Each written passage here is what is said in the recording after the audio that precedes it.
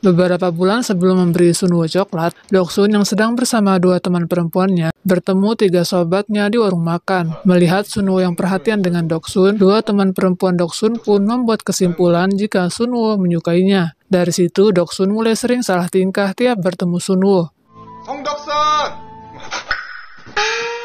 Di adegan lain, ayah Doksun selalu membuat istrinya kesal. Hal itu karena si suami terlalu dermawan. Sang suami selalu menggunakan uangnya untuk membeli barang yang tak penting yang ditawarkan kepadanya.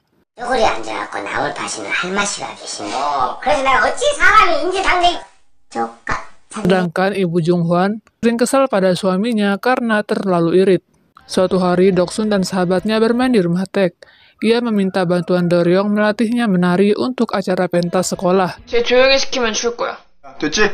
한번 줘봐, 봐줄게. Ia dengan Doryong juga kemudian menari atas permintaan Sunwoo. Junghwan dan Sunwoo pun tak mampu menahan tawa. Taek sebenarnya ingin melihat acara sekolah bersama sahabatnya. Namun ia sibuk dengan olimpiade baduknya yang akan digelar di Tokyo. 너 부럽지? 그러니까 내가 학교 관두지 말라. 중졸이 뭐냐, 중졸이. 세계 작년에 1억 벌었다. 그래도 경주는 가고 싶을 것 같은데. 너 경주 안 가봤지? 혜동아, 너 내일 대구 어디서 한다 그랬지? 동경. Ibu Doksun yang tahu anaknya akan ikut acara sekolah pun kebingungan karena tak punya uang. Dan akhirnya ia kembali meminta pinjaman pada Ibu Junghwan. Untungnya karena Ibu Junghwan baik, ia mendapatkan pinjaman tersebut. Sebelum berangkat ke sekolah, Doksun diizinkan membawa kamera sang ayah dengan penuh beban.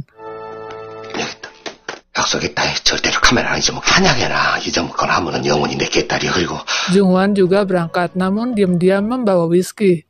Sampai tujuan, Doksun kebingungan karena kameranya hilang.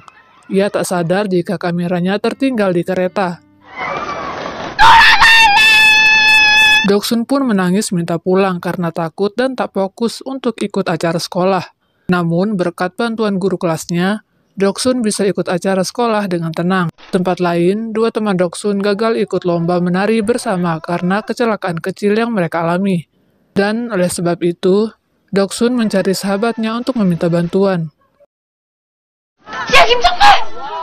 Namun belum sempat bicara, Junghwan menyuruhnya menjaga whisky yang ia bawa. 일단 방까지 좀 갖고 있어. 우리 좀 이따 강에서 또 철문으로 나와. 하나 지나가서 죽고 죽여버린다. Tak lama, ia pun akhirnya meminta bantuan Doryong. 엄마. 네가 애들 좀 데리고 와. 정파리 새끼 어떻게 끌고 와? 내가 부탁했다 그래. 정파리한테는 딱 한마디. 이따 봐 9시. Malam hari, tiga sahabat Doksun pun hadir seperti permintaan Doksun. Mereka menari memeriahkan acara. Setelah selesai, Junghwan meminta Doksun menyerahkan whisky-nya. Namun Doksun lupa jika ia telah menghilangkannya saat bertemu dengan Doryong tadi siang. Tak lama mereka pun kabur karena bertemu dengan guru disiplin. Mereka dikejar karena masih berkeliaran di tengah malam. Junghwan pun membawa Doksun bersembunyi di sebuah gang sempit sampai suasana aman. Sedangkan Sunwoo dan Doryong tertangkap.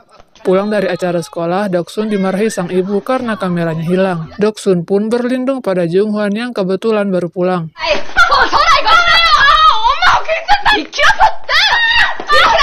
Ibu Doksun menyesali dirinya yang tak sekaya orang tua Junghwan, yang tak pernah pusing memikirkan uang. Dulu, keluarga Junghwan hidupnya lebih susah daripada keluarga lain. Mereka tinggal di ruang yang sempit dan makan seadanya. Namun suatu hari mereka tiba-tiba kaya mendadak setelah memenangkan lotre. Dan setelah itu mereka pindah rumah di sewaan lantai atas rumah Doksun. Suatu waktu, Doksun tiba-tiba ingin les privat. Namun karena Doksun tergolong susah fokus, ia diminta orang tuanya untuk belajar baduk dengan Taek. Alasannya adalah untuk melatih fokus. 라면 먹을래? Sampai di sana, Doksun malah mengganggu Taek dengan memintanya menuntaskan permainan Rubik. 바꿀래? 내가 따줄게. 너 이거 해봐.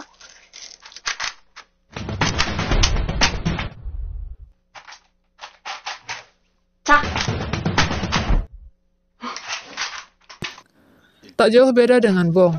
Bukannya belajar untuk ujian masuk universitas, dia malah sibuk belajar menuntaskan permainan Rubik. Pagi hari, Junghwan, Doryong, dan Doksun berangkat bersama. Mereka harus berdiri karena bisnya penuh. Dalam perjalanan, tiba-tiba bis terhenti dan baju Jung-hwan sobek karena Doksun refleks berpegangan. Malamnya, keluarga Jung-hwan makan di restoran untuk merayakan ulang tahun sang ibu. Sedangkan Sun-woo menemukan permen di loker ruang belajarnya. Pulang dari restoran, Jung-hwan menyalakan radio dan mendengarkan berita kekalahan Taek di Olimpiade Baduk. Sun-woo pun tak ketinggalan berita. Setelah mendengar berita, Jung-hwan keluar untuk memberi makan peliharaan ayahnya. Di sana dia bertemu Doksun yang baru pulang dari ruang belajar. Di belakang ada Sun-woo yang datang untuk meminta isi pensil pada Doksun. Melihat nilai Doksun yang tak ada perkembangan, orang tuanya kini memaksa Doksun belajar dengan kakaknya. Jung-hwan dan Sun-woo pun akan belajar dengan Doksun. Tanpa mereka duga, Do-ryong juga ikut les. Belum lama belajar, Bora menyerah mengajar semuanya. Sementara itu, Taek masih murung atas kekalahannya di Olimpiade Baduk. Di hari para sahabatnya les dengan Bora, Taek malah menghabiskan waktu latihan baduk di klub baduk. Para tetangga pun menyemangati Taek agar tak terus bersedih. Sahabat Taek pun pergi ke rumahnya. Sampai di sana, sahabatnya menghibur dengan cara yang berbeda dan berhasil membuatnya tertawa. 태기 안녕. 야, 너 발렸다며. 욕을 해, 차라리 욕을. 빨리 해봐. Setelah ujian, orang tua Doksun mengambil nilai ke sekolah. Mereka pun kecewa karena nilai Doksun masih saja belum meningkat. Pada akhirnya, sang istri menyalahkan suami karena tak punya uang. Ibu Doksun pun terlihat iri melihat keharmonisan pasangan di warung tempat mereka berteduh. Pulangnya, ia menukar payungnya dengan milik pasangan yang ia lihat. Dan saat dibuka, terlihat payung itu sudah rusak. Ayah Doksun yang sudah pergi duluan pun kembali karena istrinya tak terlihat. Ia pun membuang payung yang dipakai istrinya dan mengajaknya pulang. Perkataan suaminya pun menyadarkannya dari hayalan sesaatnya. Dan mereka pun baikan. Beberapa hari, Jung-hwan bingung karena belakangan ayahnya tak bicara maupun tersenyum seperti biasa. 우리 아빠가 며칠째 말이 없어. 너 아니면 네 형 아니면 내 엄마 때문이겠지. 세상에서 니네 아빠 화 풀어주는 게 제일 싫어. Ia pun melakukan hal konyol seperti ayahnya setelah mendapatkan saran dari Do-ryong. 아이고! 이거 정말 반갑구만. 반가워요. 반갑구만. 반갑습니다. Usaha tersebut pun berhasil mengembalikan senyum ayahnya. Dan di malam yang hujan, Doksun serta sahabatnya makan di rumah Taek seperti biasa. Semua pergi setelah makan. Jung-hwan yang hendak membereskan meja, tiba-tiba kram. Dan Doksun pun membuat kramnya makin parah. 이거 아니야? Keesokan paginya, Jung-hwan menunggu Doksun. Namun ia tak jujur dan berkata sedang menunggu Sun-woo. Doksun yang mendengar pun ikut menunggu pujaannya itu. 뭐해? Tak ada yang tahu jika Doksun menyukai Sun-woo, dan tak seorang pun juga tahu jika Jung-hwan mulai menyukai Doksun.